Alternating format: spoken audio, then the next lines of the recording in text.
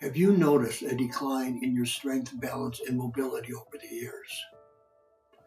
After a while, it becomes pretty obvious how the body ages. But there's things we can do about it. And I can tell you, as a senior myself, I've learned to incorporate exercises into my daily life that include strength, balance, and mobility exercises that will help me perform in just my daily life activities. We're going to explore those things. Preparing the body for life. So what do I mean by that? It could mean exercising. It could mean riding your bike, walking, working in your garden, or simply playing with your grandchildren. So one of the things that we do, we don't really think about it, but we move from chair to car seats to toilets so that the hips are always elevated. It means these hip muscles stay tight.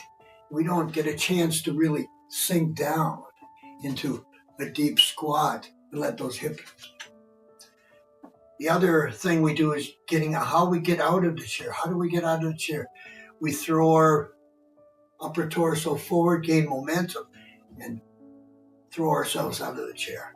It gets the job done, but not efficiently.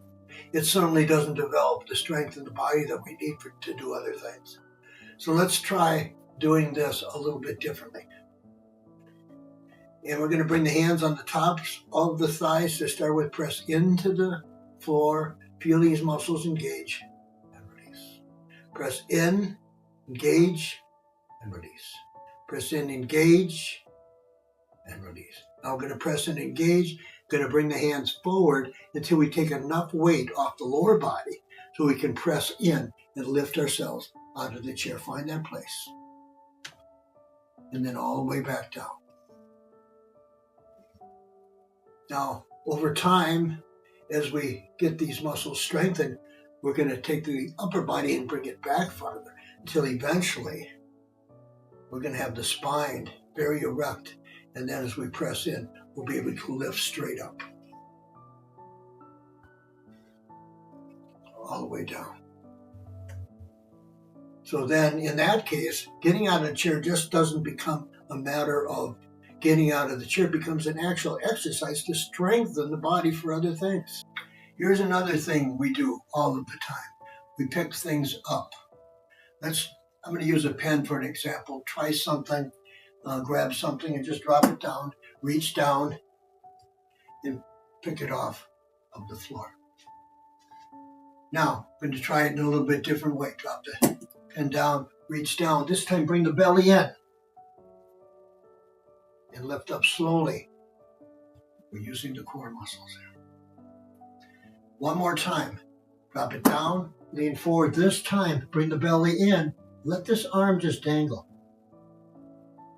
And slowly lift up. And see if you don't feel a difference as you come up. Where's the strength coming from? We've consolidated the strength into the core. We've removed all of the responsibility that was on the back and shared it with other muscle groups. How many of you garden?